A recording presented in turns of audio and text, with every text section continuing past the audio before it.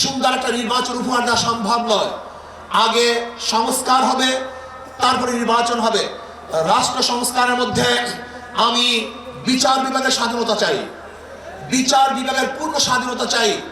আজকে আমরা কি দেখেছি, সরকার পরিবর্তন হওয়ার সাথে সাথে সমস্ত আসামিরা খালাস হয়ে গেছেন, আবার সরকার পরিবর্তনের সাথে সাথে অনেক আসামি জেলে ধুকে ধুকে পড়ছেন।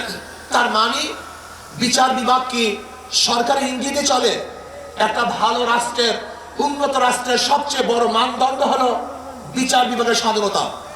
যেই রাষ্ট্রের মধ্যে বিচার বিভাগের স্বাধীনতা নাই, ওই রাষ্ট্র ভালো কল্যাণমুখী একটা রাষ্ট্র হতে পারে না। এর জন্য আমি বিচার বিভাগের স্বাধীনতা চাই। এমন স্বাধীনতা চাই, বিচারকরা আইন অনুযায়ী বিচার করবে, কারোর ইঙ্গিতে বিচার করবে না, কারোর দিকে দৃষ্টি করে বিচার করবে না, বরং আইনে যা আছে সেই অনুযায়ী সে রায় প্রদান করবে। এমন স্বাধীনতা বিচার বিভাগকে থাকতেই হবে। এমনকি ওই চেন্নাইকে, চিটাগংয়ের চেন্নাইকে, সেও যদি বিচারের আওতাধীন, সেও যদি আইনের আওতায় খালাস পায়, আমার কোনো আপত্তি নেই। কিন্তু আমিও যদি বিচারের আইনের মাধ্যমে জেলে থাকি, তাহলে আমার আপত্তি নেই। বিচার বিভাগকে স্বাধীন দিতে হবে, কারোর ইঙ্গিতে বিচার বিভাগে চলতে পারে না। যদি বিচার বিভাগের স্বাধীনতা না থাকে, মান হাফেরা হুফেরা, তুমি যেই গর্ত খুঁজবা সেই গর্তের মধ্যে একদিন তুমিই পড়বা। এই জন্য বিচার বিভাগের স্বাধীনতা চাই। নাম্বার 2, সংবিধান সংস্কার। আজকে দেখেছি সেখানে প্রায় 505টা আসন রাখা হয়েছে। আসন কম হোক বেশি হোক, কিন্তু সব জায়গায় নির্বাচনের ভিত্তিতে সংসদ সদস্য হতে হবে। মহিলাদের জন্য সংরক্ষিত আসন 100, এটা আমরা মানি না। যে সংরক্ষিত আসন মহিলাদের জন্য রাখা হয়, এটা মহিলাদের সাথে বৈষম্য করা হয়, তাদেরকে দুর্বল ভাবা হয়। আমরা তো কোঠার বিরুদ্ধে আন্দোলন করেছিলাম, যদি আবার মহিলাদের জন্য কোঠা রাখা হয় তাহলে আমরা আন্দোলন সাকসেস হই নাই। আমরা বলবো মহিলারা সরাসরি নির্বাচন করবে, নির্দিষ্ট কোনো কোঠা আমরা চাই না। কোনো মহিলাদের জন্য নির্দিষ্ট কোঠা থাকবে না, তারা নির্বাচন সরাসরি করবে। কাজী আমি অন্তর্বর্তী সরকারকে বলবো, মহিলাদের জন্য কোনো নির্দিষ্ট আসন ইসলামী আন্দোলন বাংলাদেশ, এটা আমরা মানতে পারি না, এইটা আমরা চাই না। আমরা চাই দ্বিকক্ষ বিশিষ্ট হোক, এককক্ষ বিশিষ্ট হোক, পিয়ার সিস্টেমে নির্বাচন হবে, সংখ্যানুপাতিক নির্বাচন হবে। যদি সংখ্যানুপাতিক নির্বাচন না হয়, পিয়ার সিস্টেমে নির্বাচন না হয়, তাহলে আবারও কালো টাকা সরাসরি হবে, বেশি শক্তি ব্যবহার করা হবে, মানুষের ভোট অধিকার প্রয়োগ করতে পারবে না। আমাদের আন্দোলন ব্যর্থ হবে। আজকে জুলাই বিপ্লবে ইসলামী আন্দোলন কি ভূমিকা ছিল আপনারা জানেন। 5ই জুলাই বরিশালে আমরা ঘোষণা দিয়েছিলাম যে ছাত্রদের বৈষম্য বিরোধী আন্দোলনের সাথে আমরা সম্পৃক্ত। শুধু কি তাই, সেখান থেকে শুরু করে এমন কোন আন্দোলন নাই, সংগ্রাম নাই যেখানে আমরা মাঠে ছিলাম না। আমরা জীবনের মায়া ত্যাগ করে রাস্তায় ঝাঁপিয়ে পড়েছিলাম। আমি বিশ্বাস করি ইসলামী আন্দোলন বাংলাদেশ যেইভাবে দলীয় ব্যানারে বৈষম্য বিরোধী আন্দোলন অংশগ্রহণ করেছে, বাংলাদেশের অন্য কোনো সংগঠন দলীয় ব্যানারে এই আন্দোলনে সম্পৃক্ত ছিল না।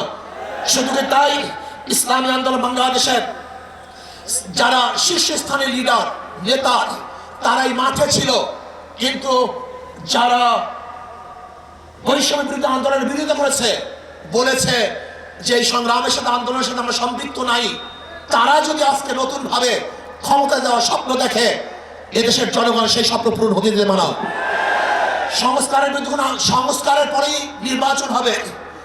আজকে সংস্কার করতে যারা বাধা সৃষ্টি করেছেন, আমি বলবো দীর্ঘ 16 বছর কোথায় ছিলেন?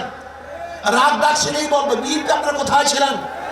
প্রতিবার ঈদের কথা বলেছেন, ঈদের পরে আমরা আন্দোলন করব, ঈদের পরে সংগ্রাম করব, ঈদের পরে সেইটা করব। হাজার ঈদ চলে গেছে, আপনারা আন্দোলন করতে পারেননি। কিন্তু ছাত্র জনতা আজকে আন্দোলনের ভিত্তিতে যে অর্জন করেছে, সেই অর্জনকে ধ্বংস করার চক্রান্ত করতেছেন।